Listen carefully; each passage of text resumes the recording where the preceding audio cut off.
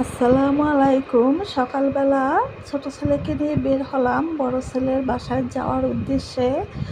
তো দেখলাম নিকুঞ্জ আসার পরে গাড়ির লাইন প্রচুর পরিমাণে তেলের পাম্পে বসে আছে, কারণ তারা তেল ভরার জন্য অপেক্ষা করতেছে, অথচ তেলের পাম্প বন্ধ।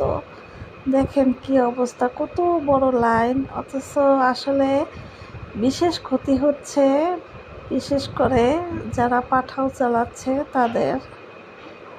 তো দেখেন, এরপরে ওখান থেকে আমরা জলসিঁড়ি গেলাম, সেখানে একই অবস্থা। জলসিঁড়ি আসার পরেও দেখি বাইকগুলো লাইন দিয়ে দাঁড়িয়ে আছে, ট্রাকগুলো লাইন দিয়ে দাঁড়িয়ে আছে। তো ভিডিও করলাম।